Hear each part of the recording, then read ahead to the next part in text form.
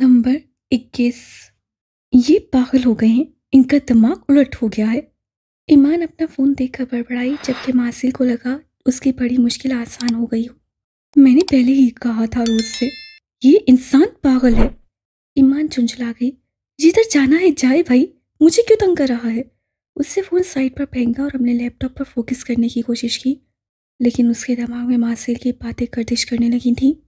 देखना तुम लोग, उसे अपनी जिद छोड़नी पड़ेगी। वो अपने मुजस्समों की जानिब देखता उन्हें यकीन दिलाने लगा। स्टूडियो में सरगोशियां सी फैल गईं। अगर उसने इजाजत दे दी तो? अगर उसे इजाजत ना दी? क्या मासिल किसी और लड़की के पास जा सकता है? अगर वो चला गया तो?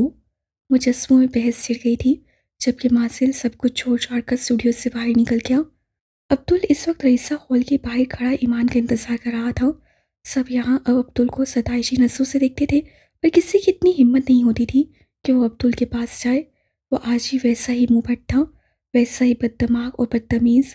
अब्दुल ने जैसे ही कायनात को ईमान के साथ देखा, वो चौंक कर सीधा हुआ और ताज्जुब से ईमान को देखने लगा। उसे इस वक्त ईमान के साथ कायनात की तवक्का नहीं थी। उससे आगे पीछे पलट कर चारों जानिब देखा, वहाँ कोई और किसी का मुंतज़िर नहीं आया। वो दोनों कदम कदम चलते उसके करीब आई। हाय अब्दुल, इनसे मिलो, ये कायनात है। उससे मुस्कुराकर कायनात को अब्दुल से मिलवाया। आई नो हर, ये मेरी क्लास फेलो है। ये सुनकर ईमान ने फटी फटी निगाहों से पहले अब्दुल को फिर कायनात को देखा। वो निगाह में मलबूस कायनात के चेहरे की तासुरात ना देख पाई।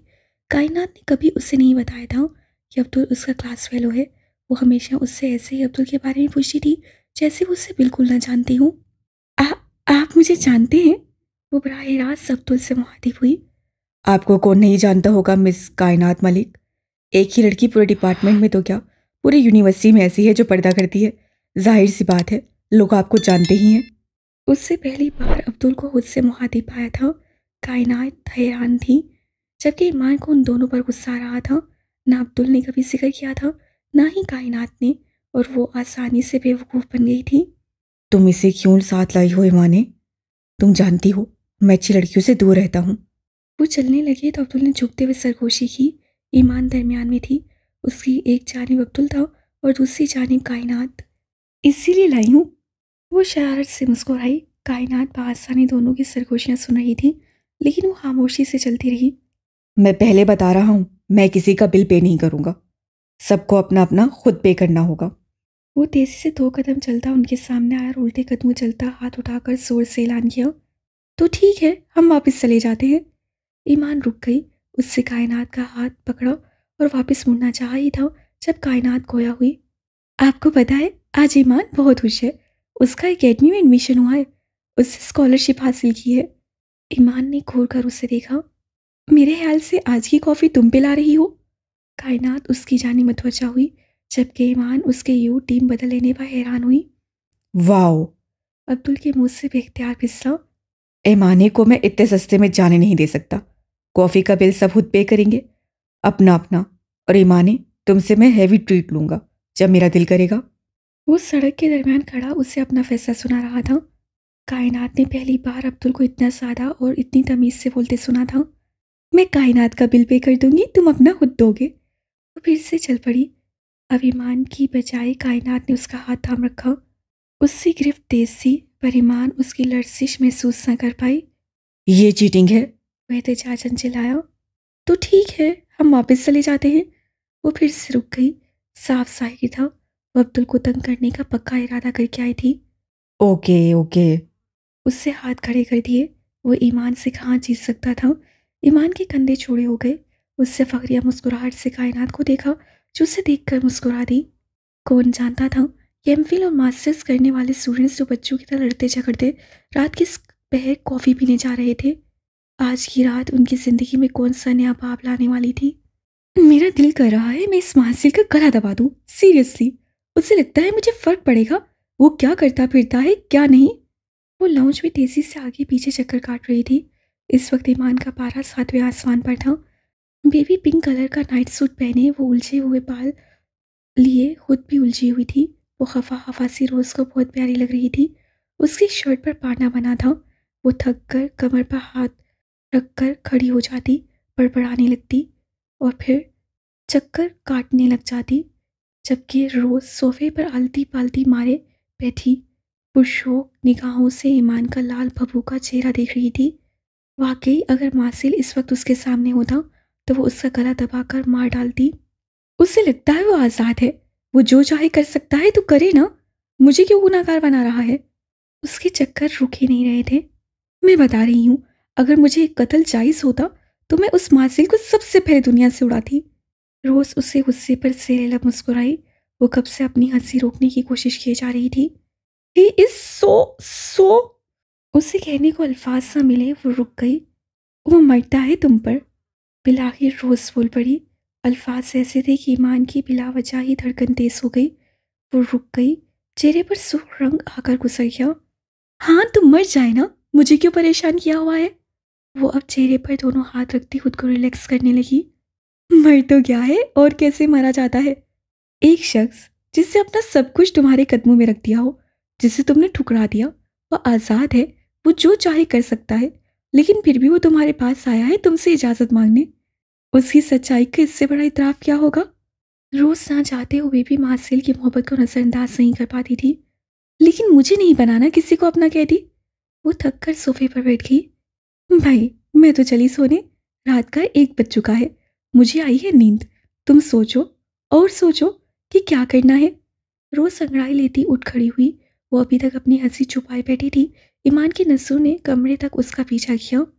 गुड नाइट स्वीट ड्रीम्स, रोज से शरारत से कहते दरवाज़ा बंद कर लिया। और तभी ईमान को मासील का मैसेज मिला। मैं तुम्हारा इंतज़ार कर रहा हूँ। वो मैसेज पढ़ते ही गुस्से से उठी और सोफे को जोरदार ठोकर मारी और फिर गुस्से से अपने कमरे की जानी पड़ गई। अंदर दाखिल होते ही उससे जोर से दरवाज़ा दे मारा। ये गुस्से का वाज़ह इज़हार था, जो उससे पहली बार ऐसे किया था। आवाज़ सुनकर रोज से अपने कमरे का दरवाज़ा खोला।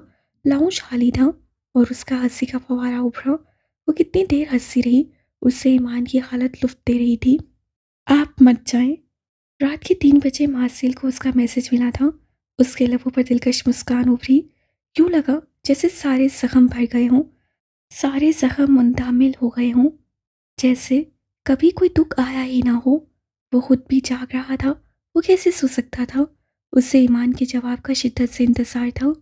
खुशी कैसी होती है, ये आज काफ़ी सालों बाद उससे महसूस की थी। अपने मन चाहे इंसान की तरफ से मिला एक हुक्म, वो उस हुक्म पर सब कुछ उस लड़की के कदमों में रख सकता था। और बदले में मुझे क्या मिलेगा? उसे तेजी से टाइप किया। शिद्दत जज्बात से उसके हाथ कांप रहे थे। अब क्या मेरी जान चाहिए।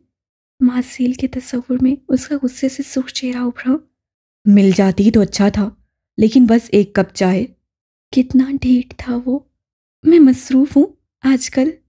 वो जानता था कुछ ऐसा ही जवाब आएगा। तो जिसने मुझे बुलाया है, मैं वहां चला जाता हूँ, यकीनन वो चाय तो पिला ही देगी। तो जाए ना, देर किस बात की है।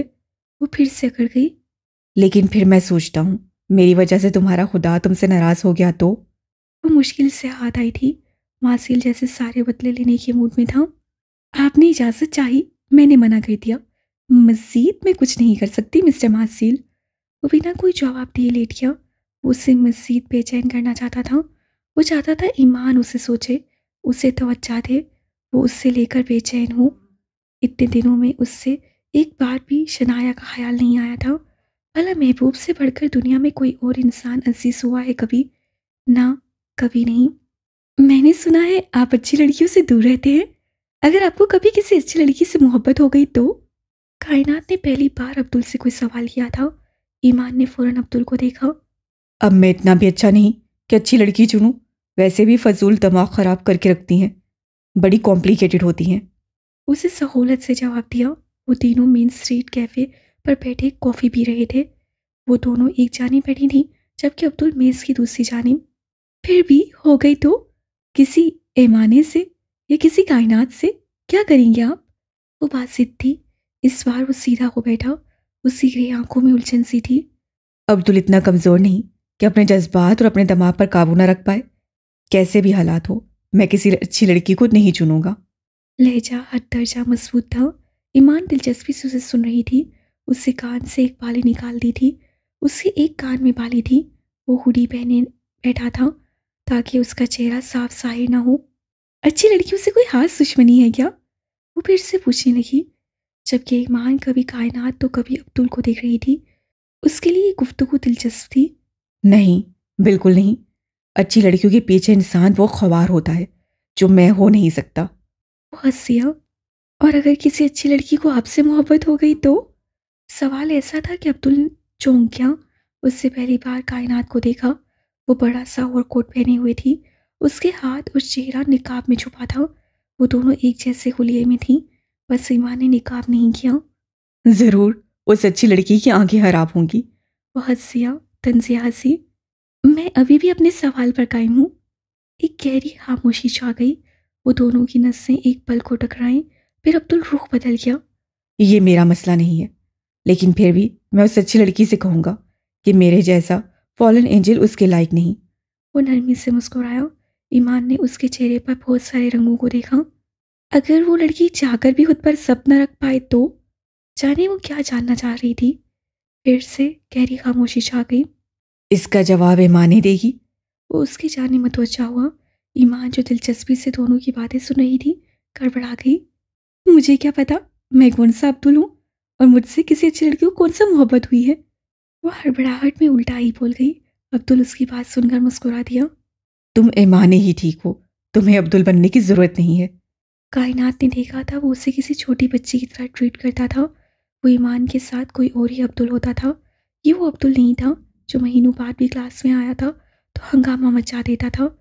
इससे पहले कोई कुछ बोलता, कायनात को अपने कोट की जेब में रखे फ़ोन की थरथराहट महसूस हुई।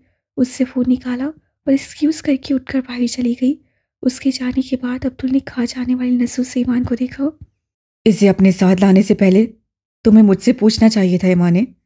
वो खफा हुआ। वो अच्छी लड़की है, तुम्हें कुछ नहीं कहेगी। और अब्दुल का दिल किया अपना सर पीट ले, जबकि ईमान उसकी हालत पर खिलखिलाकर हंसी। 24 घंटे ख़त्म होने में कुछ ही वक्त बाकी रह गया था। ईमान ने तकरीबन हर घंटे बाद मासिल को मैसेज किया था, आप गए तो नहीं। उसकी नाजुक जान पर जो बनी हुई थी, ये सिर्फ वो जानती थी।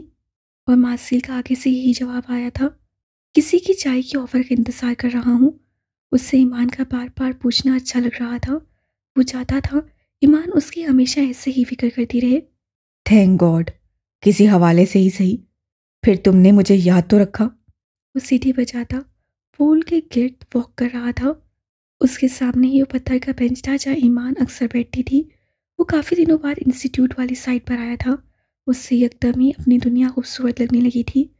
और फिर 23 घंटे और 50 मिनट बाद ईमान का उसे फ़ोन आया। वो साकित रह गया, दिल जैसे रुक गया हो। उससे फ़ोन उठाया तो ईमान की आवाज़ उभरी, मेरे पास सिर्फ टाइम होगा, मैं आपको चाय पिला दूंगी, मगर आज आप कहीं नहीं जा रहे।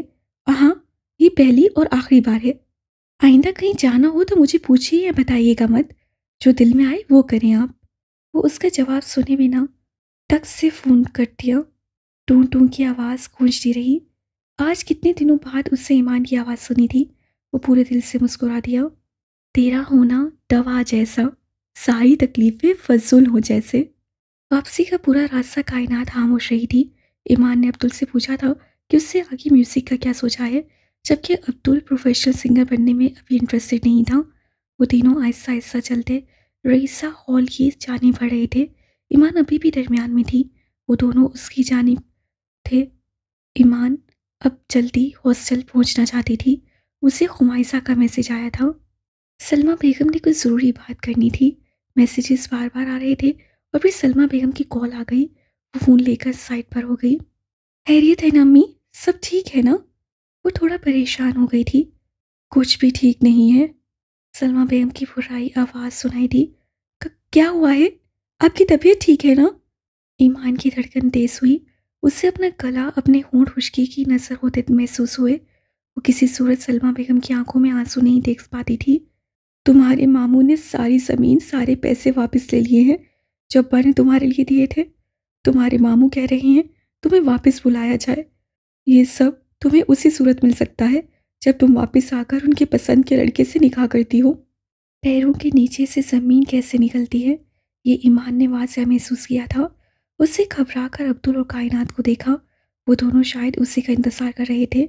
सालों पहले उसके मामू ने अपने किसी जानने वालों के एक लड़के से ईमान का रिश्ता पक्का कर दिया था, बिना उससे और सलमा बेगम से पूछे। सलमा बेगम अपने भाई को इनकार ना कर पाई, जबकि ईमान खामोशी से सब देखती रही। वो अपनी माँ को दुख नहीं दे सकती थी, पर वो किसी को भी क्या बताती कि वो कैसा महसूस करती थी। सलमा बेगम ने उसके वेलेंसिया आने पर कहा था कि उसके पास सिर्फ 3 साल थे, और ईमान को लगता था उसकी ज़िंदगी ही बस 3 सालों की बची थी। वो 3 साल जीना चाहती थी, पर अभी तो 1 साल भी नहीं हुआ था और उससे मौत का पैगाम सुनाया जा रहा था। मैं वापस कैसे आ सकती हूँ अम्मी? मैं यहाँ पढ़ने आई हूँ। मैंने कभी किसी बात से इनकार नहीं किया, पर मैं पढ़ने आई हूँ, कहीं भागी तो नहीं जा रही। और मामू को समझना चाहिए। वो होश लबूब पर जुबान फेरते बोली, उनका मानना है कि लड़कियां घर से बाहर निकलकर वो नहीं रहती जो वो यहाँ होती हैं, और वो कह रहे हैं कि असूलन अब्बा जी की ज़मीन पर भी उन्हीं का हक है। बस वो चाहते हैं तुम आकर निकाह कर लो और फिर वापस जा सकती हो, अपनी पढ़ाई पूरी कर सकती हो। ये तो बिल्कुल ऐसा ही था जैसे ईमान अपनी गर्दन कटवा लेती, पर उसकी सांसें चलती रहती और वो कटी गर्दन को लटकाए फिरती रहती। उसका दिल दुखा था। सब कुछ उसके मामू रख चुके थे। नाना अब्बू इसीलिए मरने से पहले ज़मीन का बंटवारा कर गए थे, पर वो नहीं जानते थे उनके मरने के बाद ऐसा होगा। ईमान ने अपनी आंखों में नमी उतरती महसूस की।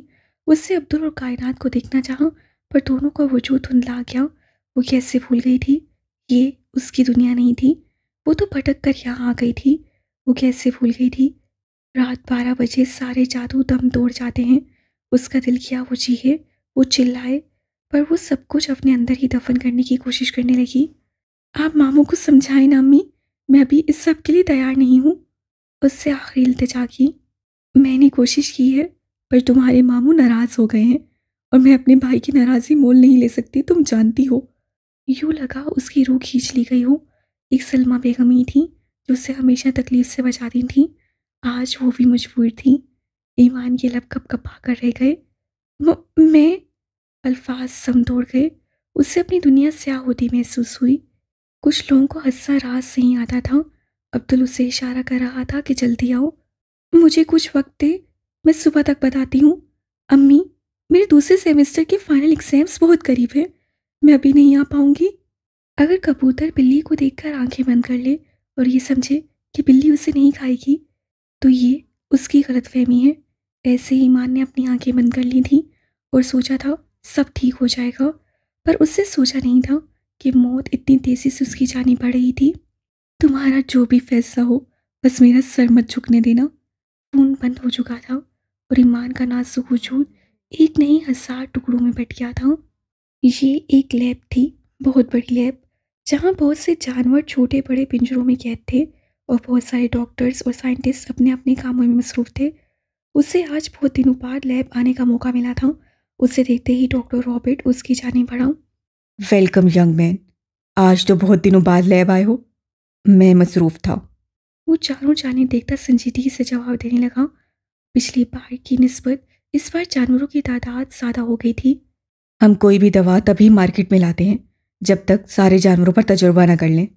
डॉक्टर रॉबर्ट ने उसकी नज़रों के ताकों में देखते हुए बताया। वो खामोशी से हर चीज़ को देख रहा था।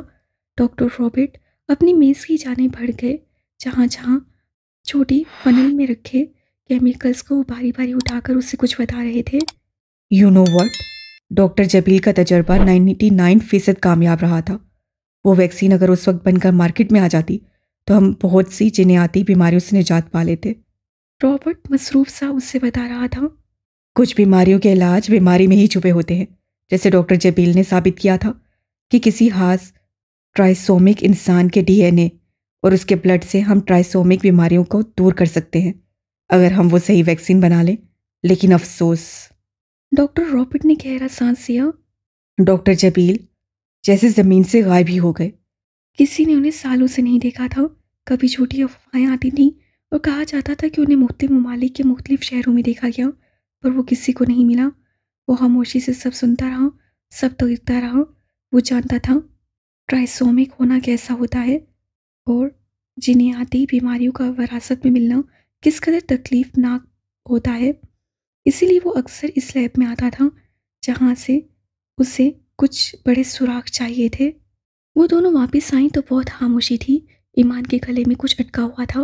उससे अपने सीने में जलन का एहसास हो रहा था। वो सांस लेना चाहती थी पर ले नहीं पा रही थी। वापस आकर कायनात भी खामोशी से कंबल तान कर लेट गई। दोनों ने कोई बात नहीं की, जबकि वो ऐसे ही बुत बनी बैठी रही और सोचती रही कि अब क्या होगा। वो कभी बेआवाज़ रोने लगती, कभी बैठ जाती तो कभी उठकर पानी पीती, फिर जलम कन होने का नाम नहीं ले रही थी। सलमा बेगम की बातें अभी तक उसके सहन में घूम रही थीं। क्या वो ये सब छोड़कर चली जाएगी? क्या वो कभी वेलेंसिया नहीं आ पाएगी? क्या उसकी बस यही ज़िंदगी थी? अगर यहीं तक थी तो उसे अल्लाह यहाँ क्यों लाया था? वो मुंह पर हाथ रखकर रोती, नहीं चाहती थी कि कायनात उठे और उसे देखे। वो सारे गम दुनिया से छुपा कर रखना चाहती थी। वो नहीं चाहती थी दुनिया उसे बेचारी समझे, गमों की मारी कहे, उस पर तरस खाए। वो तो कुछ बनने आई थी पर उसके ख्वाब ऐसे ही टूट जाते थे और तोड़ने वाले कोई गैर नहीं, उसके अपने ही होते थे। वो यही सोचती रही कि अगर सलमा बेगम अपने भाई का साथ देती तो उसका क्या होगा? अगर वो चली जाती, उसका निकाह हो जाता और उसका शौहर उसे वापस आने देता तो? नहीं, अल्लाह जी नहीं। वो तड़पी टूटी थी। अभी रात 3 बजे उससे पैनिक अटैक हुआ। उसका सांस बंद हो गया। वो गिरती पड़ती कमरे का दरवाज़ा खोलकर बाहर आई। वो बाहर हुम जमा देने वाली ठंड में आकर बैठ गई।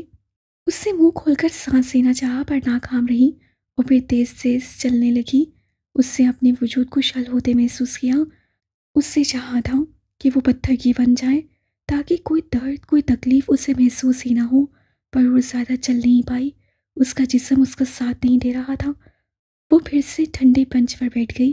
कभी कभी गमों की रात लंबी हो जाती है, यूं जैसे जहन्नुम की आंत हो। कोई अगर उसे इस हालत में देखता तो समझता कि कभी कभी बेटियां अपने माँ बाप का सर ऊंचा रखने की खातिर खुद किस तकलीफ से गुजरती हैं। अगर कोई माँ बाप ये देख लें तो कभी अपने बच्चों को तकलीफ ना दें। पूरा घंटा उसी ठंड में घूमती रही। उसका सांस अभी तक नॉर्मल नहीं हुआ था, अलबत्ता उसका जिस्म अकड़ गया था। वो कभी रोने लग जाती तो कभी आंसू पूछ लेती, कभी दुआएं मांगती और कभी मायूस हो जाती। वो मुसलसल तकलीफ में थी। फिर वो कमरे में आ गई। एक ही हल था कि वो अपने अल्लाह के पास जाती और जाकर अपनी तकलीफ सुनाती। उससे यही किया। वज़ू किया और नफल अदा करते वक्त वो रो दी, बिना आवाज़, सिसकियों से। कहीं कोई देख ना ले, हाँ, बस अल्लाह देख ले, वो तो देख ले। उससे बहुत सारी दुआएं मांगी और फिर वो बिस्तर में लेट गई खामोशी से, यूं जैसे अब सब ठीक हो जाएगा। और फिर शायद नींद को उस पर रहम आ गया। जाने वो किस वक्त नींद की वादी में उतर गई। अगली सुबह उसकी आँख 11 बजे खुली। वो झटके से उठ बैठी। पहला ख्याल यूनिवर्सिटी का आया था। उससे कभी बिला वजह छुट्टी की नहीं की थी, पर वो ये देखकर हैरान रह गई कि कायनात भी अपने बिस्तर पर बुत बनी बैठी थी, यानी वो भी नहीं गई थी। क्या हुआ? सब ठीक है ना? उससे कायनात को यूं बैठे देखा तो पूछा, और उसके पूछने की देर थी कि कायनात को जैसे होश आया। वो सर झुकाए बैठी थी। उससे झटके से ईमान को देखा और फिर देखते ही देखते उसकी सुनहरी आंखें जो सुर्ख अंगारा थीं वो आंसुओं से भरने लगी। वो तेजी से उठकर ईमान के गले लग गई और फूट फूट कर रोने लगी। मैंने बहुत कोशिश की ईमान, पर मैं खुद को रोक ना पाई। वो बेदरा रो रही थी, जबकि ईमान तो पुकला ही गई थी। कोई उसे बताए मैं अच्छी लड़की नहीं हूँ। कोई उसे बताए अच्छी लड़की अपने निकाह के बाद किसी गैर मर्द से मोहब्बत नहीं कर सकती। वो क्या बोल रही थी, ईमान को कुछ समझ नहीं आया। जबकि मैं किसी और की मनकूहा होने के बावजूद खुद पर कंट्रोल न रख पाई। कसम ले लो, खुदा की कसम, मैंने बहुत कोशिश की, पर मेरा दिल उसी का नाम लेता है। कोई उससे बताए मैं उससे मोहब्बत करती हूँ। वो अपने हवासों में नहीं थी। उससे ईमान के दोनों हाथ थाम रखे थे, जैसे उसे यकीन दिलाना चाहती हूँ, और ईमान को अपने जिस्म से जान निकलती महसूस हो रही थी। मोहब्बत तो नामुराद है, मोहब्बत तो ईमान से बेईमान करने वाली है।